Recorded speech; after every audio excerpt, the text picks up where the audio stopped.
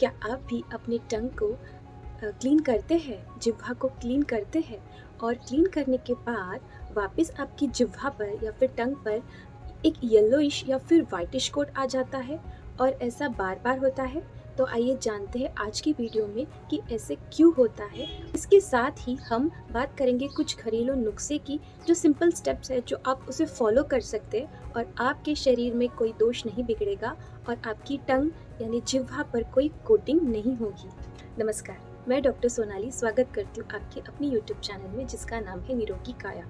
आयुर्वेद में दिनचर्या इस अध्याय में जिह्वा निर्लेखन इस चीज़ को 5000 साल पहले ही आचार्यों ने बताया है।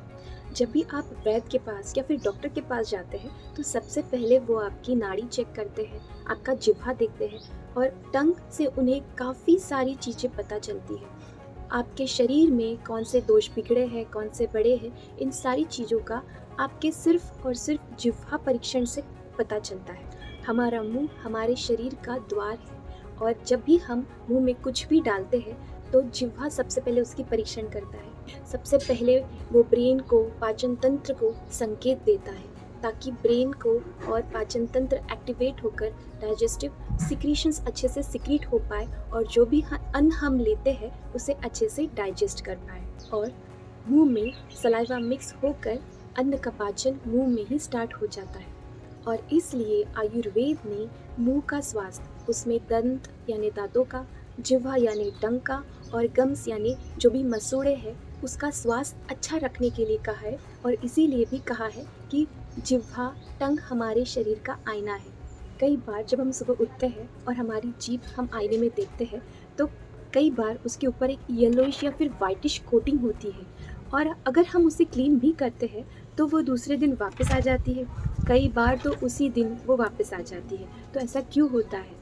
ये येलोइश डिस्कलरेशन वो टिपिकल इंडाइजेशन की वजह से होता है। आपके शरीर में अन्न का अच्छे से पाचन नहीं हो रहा है, इस वजह से आपके टंग पे वो कोटिंग क्रिएट होती है। जब भी हम आहार सेवन करते हैं तो सबसे पहले उसका इंडिकेशन हमारे मस्तिष्क को, हमारी पाचन तंत्र को जाता है और वहाँ से एक डाइजेस्टिव सिक्रीशन सिक्रीट होने लगते हैं। समय समय पर उसका सिक्रीशन न होने के कारण और काफ़ी देर तक स्टमक के बर्तन में वो अन्न, वो आहार ऐसा ही पड़ा रहता है और पड़े पड़े वो लिटरली सड़ने लगता है, ख़राब होने लगता है।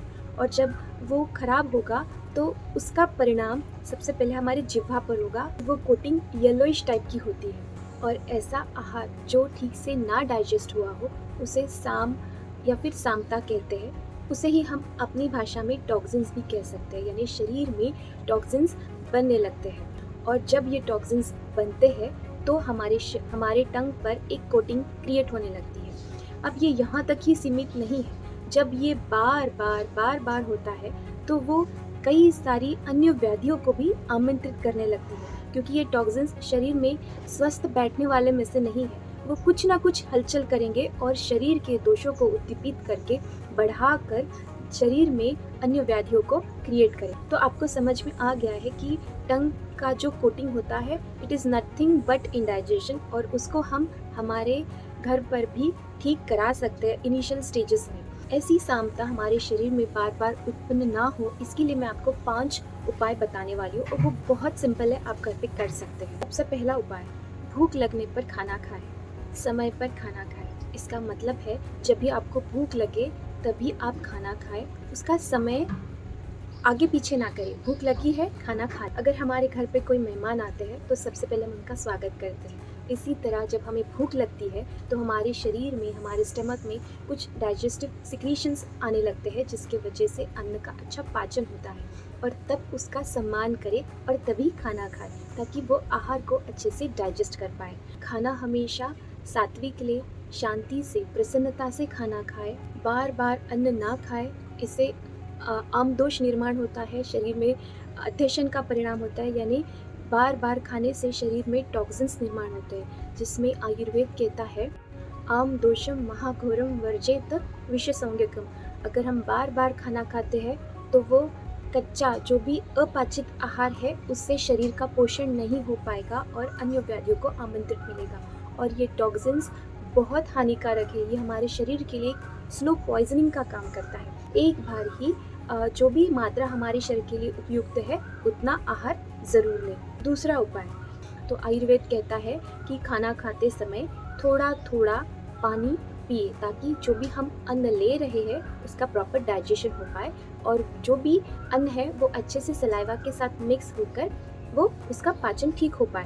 लेकिन जब हम आवश्यकता से ज़्यादा पानी पीते हैं जिसके वजह से वो आहार ठीक से डाइजेस्ट नहीं हो पाता और इसके वजह से भी इंडाइजेशन क्रिएट होता है और जीवा पर येलोइश कोटिंग निर्माण होने लगती है। अगर आपको बार बार इंडाइजेशन की तकलीफ हो रही है, आपके टंग पर वो कोटिंग बार बार आ रहा है, तो ऐसे समय पर कुछ दिनों के लिए तला हुआ, ज़्यादा मीठा, घी में बनाए गए मिठाई या फिर बासा जो भी मिठाई या फिर डेयरी प्रोडक्ट्स है, कुछ समय के लिए इसे ना खाएं। इसे पथ्य कहते हैं और ये आपके शरीर के लिए आपके दोषों को ठीक से नॉर्मलाइज करने के लिए काफ़ी मदद करता है। घरेलू उपाय मैं यहाँ पे बता के रख रही हूँ। अगर आपको लग रहा है कि आपको बार बार इंडाइजेशन की तकलीफ हो रही है, पाचन अपना रुक गया है, अग्नि अपनी अच्छी नहीं है, यानी जो भी डाइजेस्टिव फायर है हमारे शरीर का अन्न पचन करता है वो ठीक नहीं हो रहा है, भूख नहीं लग रही है, स्वाद नहीं लग रहा है, खाने का मन नहीं हो रहा है, तो आप ये घर पे कर सकते हैं। आप इतना छोटा सा टुकड़ा ले अदरक का, उसके साथ आप सेंधा नमक ले और उसको अच्छे से चबा चबा कर खाएं। तब तक आपको चबाना है जब तक आपके आंखों से पानी नहीं आता और उसके बाद आपको पानी पीना नहीं है, तुरंत एक निवाला लेना है। अदरक आपके डाइजेस्टिव सिस्टम को स्ट्रॉन्ग करेगा, उसके अग्नि का बल बढ़ाएगा और जो भी अन्न आप ले रहे हैं उसको अच्छे से पाचन कराएगा। इसके वजह से आपको फ्रीक्वेंटली जो भी इंडाइजेशन का प्रॉब्लम हो रहा था वो होना थोड़ा कम हो जाएगा। दिवास्वाप यानी दिन में सोना, इससे डाइजेशन बिगड़ता है और जीवा पर कोटिंग आना शुरू हो जाता है। इसीलिए इंडाइजेशन ना हो, इसीलिए दिन में ना सोए। तो आशा करती हूँ आपको आज की ये जानकारी बहुत उपयुक्त रही होगी और अगर हाँ तो इसे जल्दी से आप लाइक कर दीजिए। अगर आप हमसे अब तक नहीं जुड़े हैं तो इसे सब्सक्राइब करें, बेल आइकन हिट करें और अगर आप चाहते हैं कि आपके परिवार भी ऐसे व्याधियों से दूर रहे तो आप उनके साथ ये ज़रूर शेयर कर दीजिएगा। आयुर्वेद से जुड़े आयुर्वेद को एक सेकेंड ओपिनियन देने की कोशिश करें ताकि आपका आयुष्य एक बेहतर हो सके। मिलते हैं नई वीडियो के साथ, नई जानकारी के साथ। नमस्कार।